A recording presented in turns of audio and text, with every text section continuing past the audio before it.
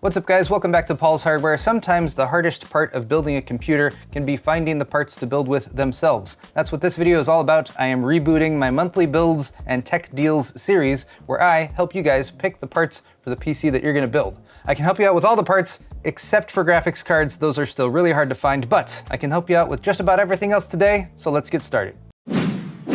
Excellent! Corsair has expanded their new case lineup with the 5000 series, a premium chassis with 3 versions available: the sleek 5000D, the 5000D Airflow, and the 5000X with tempered glass panels and 3 120mm air guide RGB fans. A spacious interior provides room for multiple radiators or up to 10 120mm fans, and there are tons of convenient features for building like hinged removable panels, flexible storage options for hard drives or SSDs, and rapid route cable management guides. Available in black or white, so click the sponsor link in the description for more. So I'm just going to be recommending parts today, but if you actually want to see me build some computers and do some walkthroughs, check out my builds playlist where I have a bunch of different builds I've done, even some fairly recently. And if you have the parts you need and you want to assemble a computer, check out my Beginner's Guide to Building a PC playlist where I walk you through some builds as well as the setup, which is also a very important part of the process. Also, I typically get feedback from you guys every month, and while I haven't been very consistent with this series since the shortage started, I did do one last month. I ended up taking down for various reasons, but the straw poll for that is still very valid. So let me know your thoughts and feedback on these monthly deals. You can vote for multiple things in that straw poll, so let me know your feedback because I do sort of tweak and tune this series based on your responses. That said, let's dive into the parts. And again, I'm going over each component at a time, starting with CPUs, except for graphics cards because there's an ongoing shortage of those. So for the time being, I have to leave that to you guys. I do have some tips later in the video for maybe finding one if you need one. If you do need to get a build put together and up and running, especially if you're gonna use one of these Ryzen CPUs that don't have integrated graphics, it's best to repurpose a used graphics card from an old machine or just find one any way you can. And I will have some suggestions for that towards the end of the video, and hopefully the market conditions improve soon. That said, let's get right into it with CPUs, and I am happy to say that Ryzen CPUs, especially the 5000 series, which are based on Zen 3 architecture, are becoming a little bit easier to find. The 5800X is the 8-core, and you don't necessarily need this for gaming, but it is a great all-around chip for the price, and right now it's going for about $424 on Amazon. Pretty much the same price over on Newegg, just about $1 more. The 5900X, unfortunately, is still overpriced. This one should be $550, currently going for $690 over on Newegg, so I don't recommend that one right now. But if you're trying to build a really nice gaming PC and still trying to be somewhat budget conscious, the 5600X is probably going to be the way to go. That should sell for $300. It's listed on Newegg, but it currently says back order, and the ETA was last month sometime, so I'm not sure what the deal is there. But you can order it over on Amazon for the retail price, or pretty much the retail price, $300. Not in stock for another week or so, but everyone's gotten pretty used to waiting for PC parts recently, so that doesn't seem too bad at all. Now, if you don't have a graphics card, you might consider an AMD Ryzen CPU that has integrated graphics,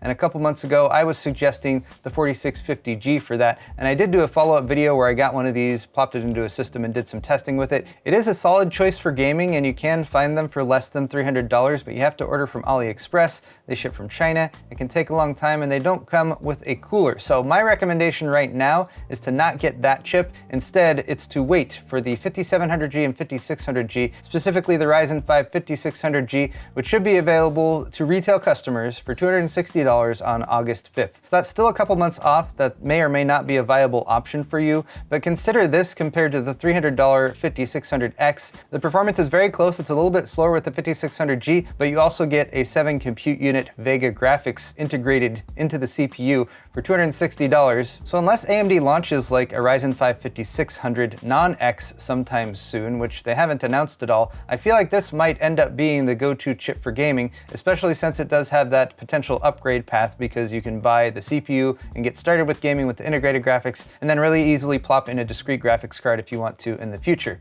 Now, if you're looking for other right now solutions that are a little bit less expensive, you might consider the Ryzen 5 3600. These are $210, which is down from what they were selling for, but unfortunately that's still a high price relative to what it was selling for like a year or year plus ago. These were selling for $160 to $170 at the cheapest, so this is still a markup from that. That said, you do get a CPU with a cooler and you can game on it right away, and it is Zen 2, so it's still 7 nanometer. It's just not going to be quite as fast as those 5000 series CPUs. You also have the 3600X, which is currently selling for about $242 on on Newegg. And then there's the 3600 XT, which is right in the same ballpark, maybe $5 to $10 more. These come with larger coolers than the 3600, so these come with Wraith Spires instead of Wraith Stealths, and they'll also run at higher frequencies, so something worth considering as well if you are looking at the 3600. Also consider these two chips. Let's move on to CPU coolers. If you want to upgrade from a stock cooler, or if you happen to get a CPU that doesn't ship with a stock cooler, you want some options for that. The Hyper 212 Evo is kind of the go-to standard for a budget upgrade option from a stock cooler. These are currently going for $30 if you include the $10 mail-in rebate card, which is a solid price for a solid air cooler.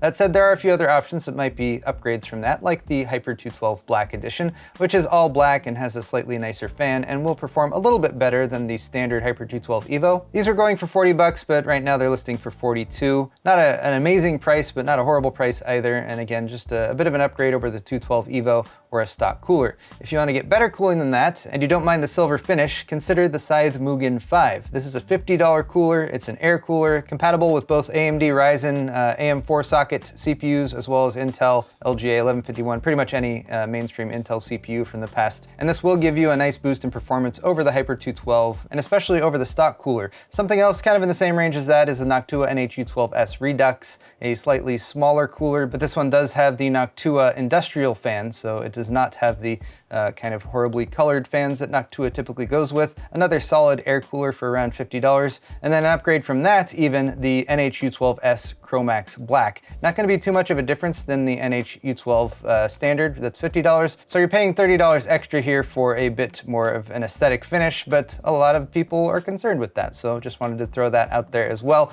Beyond something like this and the price, you probably want to start looking at all-in-one liquid coolers. Didn't see any amazing deals for those right now, so I left those out of today's roundup. Let's move on to motherboards though. We have some X570 motherboards, and I even included some Intel ones, even though I'm not recommending Intel CPUs today. But here's the Asus Prime X570-P, really solid, sort of entry-level X570 Ryzen motherboard, but it's got all the full features for unlocked overclocking and even two-way graphics card support, not that anyone uses that X570 gets you. Only $170. It's an Asus board, which means it's gonna have really good backend support, like regular BIOS updates. They're pretty well known for that. Even got a little bit of accent RGB lighting on there, and I believe it has headers for that too if you want to add more. If you're looking for a higher end X570 recommendation, sort of the bang for the buck in the high end is the ASRock X570 Taichi. Really solid all around motherboard with all the bells and whistles like surface mounted components and debug LEDs, and it's even got a backplate on it that I think looks pretty nice, even though backplates are kind of functionally useless once you install the board. But hey, I appreciate that it's there. It's even got like a clear CMOS externally, BIOS flash switch, integrated Wi-Fi 6, 802.11ax, I should say. So even though it's a higher end, more expensive board for $300, you get a lot with the ASRock X570 Taichi. If you want to save a little bit of money, maybe consider the B550 chipset, which really has everything that most people are going to need for a mainstream build, especially if your focus is gaming. MSI MPG B550 Gaming Edge Wi-Fi is $180, and for some of the slight limitations of the chipset with the B550 versus X570, which honestly isn't really that much. You just don't get PCIe Gen 4 everywhere. You only get it on your main M.2 slot and your top PCIe slot. So even though you're stepping down in terms of the chipset compared to the Asus Prime X570-P, you are going to get a few more bells and whistles with this board, like the USB 3.2 Gen 2 front panel header, which is something that I always like to have there if my case has that plug. And it's also got, again, integrated Wi-Fi and a fixed I/O shield, which is also nice. For only $20 more, we have the Asus ROG Strix B550-F Gaming with Wi-Fi 6 as well. This one unfortunately doesn't have that USB 3.2 Gen 2 front panel header, so do consider that if that's something that you need for your case. But other than that, this board has really good build quality, so it's going to be great for overclocking. I like the overall look of it. If you're concerned with the aesthetics, Asus does a great job, I think, with the design of their heat sinks and keeping everything uniform across the entire board. So a solid all-around board here for $200, and there's a look at the I/O as well, with again that very vital BIOS flashback button, which I find very useful, because if you need to upgrade your BIOS and you have a CPU that's not supported, then you probably want the BIOS flashback button. It's very nice. Here's an Asus TUF Gaming Z590. That's Z590. This is an Intel motherboard, and I was looking for deals on Intel CPUs like the new Rocket Lake 11th gen processors or the just slightly out of date 10th gen processors. I had a few last month. All the prices on those went up by like $10 to $30, so I felt like the deals weren't there anymore, and I personally have just not had a good experience with that platform overall. So if you want my recommendation, it's AMD right now. That said, if you've already got an Intel like 10th or 11th gen CPU for LGA 1200, or if you've just decided that that's the route you want to go, I have a couple motherboard recommendations for you at least. If you want Z590, which you want if you have a K SKU CPU for full unlocked overclocking, for $240 we have the Asus TUF Gaming Z590 Plus. This one does have the USB 3.2 Gen 2 front panel header, and then again, just a really nice overall design I'd say for this board. It's part of their TUF series, so it has a different design aesthetic than the ROG series, but I think it works really well as well. There are red and yellow accents in the picture here, but those are RGB LEDs, so you can switch those around if you want to. And do note this motherboard does not have Wi-Fi integrated if that's something that you need, but there is a Wi-Fi version that comes with it for about $10 to $15 more, or just, get a USB Wi-Fi adapter and plug that in, and then you'll be fine and you'll have Wi-Fi too. Here's a slightly less expensive option than the MSI Z590-A Pro. This one's only $190 for a Z590 board. And look, this has the USB 3.2 Gen 2 front panel header too. It's kind of cool. This one has a unique design, I would say, sort of like these parallel and perpendicular black and white stripes everywhere. So maybe you like that, maybe you don't. But the fact is, this is a much more affordable by about $50 board than that Intel one, and it still has many of the same features. So if you are trying to build an Intel system, there's a few motherboard recommendations for you. You can also step down to the B560 chipset with Intel. However, with B560 motherboards, if you go for the more budget entry-level ones that are closer to $100, you actually get reduced performance out of your CPU than if you go for a better B560 motherboard. The better B560 motherboards all cost $180 to $200 or more. So my recommendation would be just ignore B560, even though Intel tried to make it more viable by adding memory overclocking to that platform. There just aren't any good budget option motherboards in that range. So stick to the Z590 motherboards that I have recommended. Let's move on to memory, and I've got a couple 16 gig kits, a couple 32 gig kits, and I wanted to go with DDR4 3200 megahertz, which is a good speed.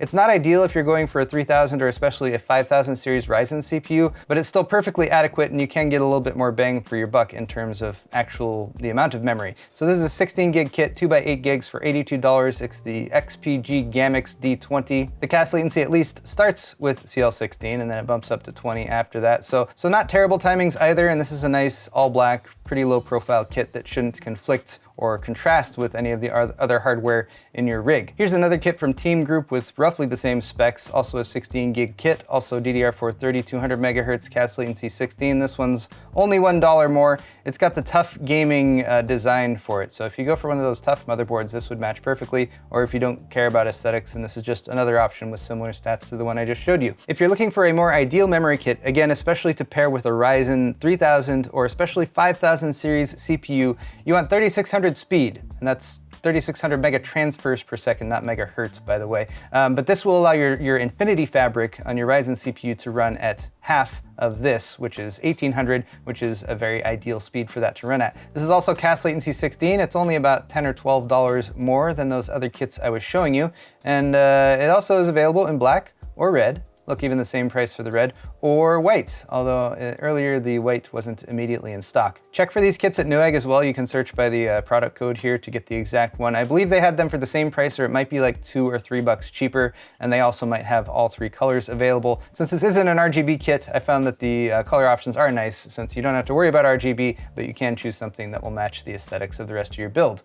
We also have pretty much that same kit, just a slightly different configuration. This is in the 32 gig variety, so the speed isn't quite as fast because it's 3200 megahertz, but you get a lot more memory, double the memory actually, 32 gigs, and it's a 2x16 gig kit, which means if you have a 4 DIMM motherboard, you're still gonna have 2 DIMM slots open for expanding more memory in the future, and this was a great deal at $158. Like that other kit, this one is also available in black or white, but red is the only one that's on sale right now for this specific price. Next up is storage, like SSDs and hard drives, although I'm focusing on SSDs today. Storage is an area where prices might be going up. There's a bit of discussion on the market about that. So I'm actually going to compare some of the prices I'm showing today to the same prices they were last month. So here, for example, is a Team Group MP33. This is an M.2 SSD, M.2 2280, which is the form factor of this little kind of stick of gum type of SSD. It is a 1 terabyte capacity, and this one was on a shell shocker for $90 last month when I put it up. It has now gone up to $105, so $15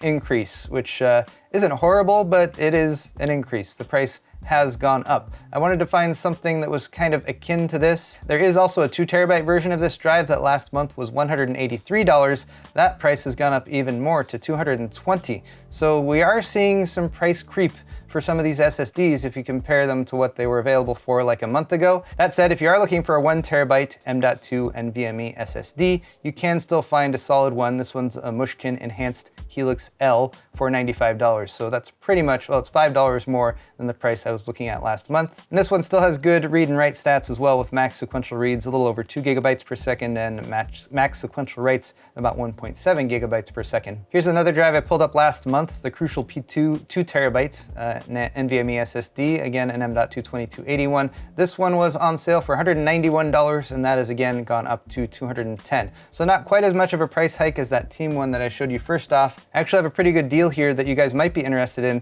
This is a Crucial 500 gig, so not quite as much capacity, but it's their P1, their first gen. They have a P1 and a P2. The P2 is slightly faster, but the P1 is still quite good. This one's only $47. It's usually about $60 over on Adorama, so that's linked in the description if you guys are looking to pick up a pretty nice price on a 500 gig NVMe drive. If you want more capacity, a lot of people still stick with SATA SSDs. The Crucial BX500 is sort of a budget SATA SSD from Crucial, and the 1 terabyte version last month was $85, and that has now gone up to $97.71. So here I would totally say, as long as you have an NVMe slot open, just go with this Mushkin one. It's less expensive, and it's a lot faster, and it's the same capacity. Likewise, the 2 terabyte version of the Crucial BX500 is now $195. Also not a screaming bargain anymore, considering last month this was about $20 cheaper at $176. I was able to find a 1 terabyte SATA SSD for $85, so that's about $10 less than the NVMe option. This drive's going to be significantly slower, so go for the NVMe one for $10 more, I think. But if you don't have an NVMe slot open, or you're really just more concerned about getting a little bit more capacity for a little bit less money, the Team Group T-Force Vulcan G for $85 for the 1 terabyte here is still a pretty solid option. Okay, looks like we're moving into cases next. There's a couple okay deals here, and these are just, again, kind of solid picks for cases if you're looking for one and you don't know what to choose. The NZXT or NZXT H510 is a really solid all-around case. It's one I've built in quite a few times. It's not the best case, but it's got all the features you need, and it's typically only $70. Right now, it's about $4 off for $66. So that's a great starter case for anyone who's just looking for a case that will fit their budget and their build. For just a few bucks more, you can get the Phanteks Eclipse P400A digital. The A is the airflow version, and the digital one means it comes with 3 RGB LED fans right up in the front. And included fans with a more budget-oriented case is actually a nice upgrade, because fans can cost $10 to $15 for a nice one. But again, we have a nice, well-designed case that should get the job done, and this one's currently going for $90. And then we have the Corsair 4000D Airflow, another case that I've done a build in before. Very well reviewed all around, even by the more critical reviewers out there. And this one is actually also marked down a bit. It was selling for $95 and it's down to $85. Let's round things out with some power supplies, and in contrast to the SSDs, which are getting more expensive, power supply prices are actually coming down a bit, so that's pretty nice. And we can get a nice solid mid-range 600 watt 80 plus bronze unit. So this will handle most graphics cards up to the mid-range. You might want to get a bit more wattage than this if you have your sights set on like an RTX 3080, for example. But this is a really solid all-around power supply for $50. It's even semi-modular, and it has all black cabling, so good deal for $50 right there. We also have this 80 plus gold rated solution. This is the 600 GD, so the same wattage, just better efficiency. So over time, this is going to use less power to power your system. This one is not modular at all. All the cables are fixed, but that's not a huge deal. They're still all black, so they're not going to clash with the rest of your build. Then we have one more here from Silverstone. This is a 750 watt unit. So like I said, if you've got your sights set on a higher end graphics card like an RTX 3080, consider your power supply, because you are going to want probably a 750 watt unit at minimum for that. And this is another one that the price has come down on since last month. So it's only about $81 right now, only about $10 more than that EVGA unit. So again, get more wattage out of the gate, because swapping in a power supply is not exactly the easiest thing to do with the PC build. Again, unfortunately, we have all fixed cables, but it does have the nice flat ribbon cables that Silverstone does, which are nice, very easy to manipulate and get through narrow gaps, for example. And finally, as promised, here are some suggestions for hunting down a GPU. There's really no good answer right now, so take these with a grain of salt.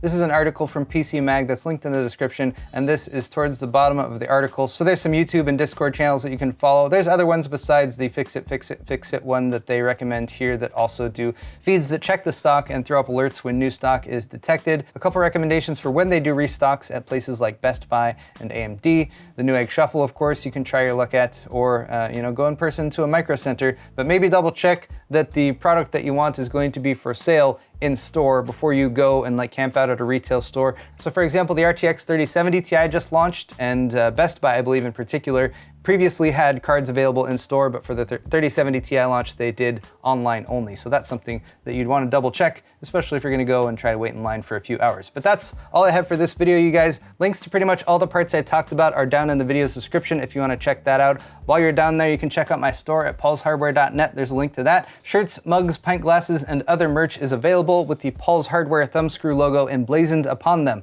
While you're down there, if you want to hit the thumbs up button if you enjoyed this video, that's much appreciated. Subscribe to my channel if you'd like to see more videos like this one in the future. Thanks again, and we'll see you guys in the next one.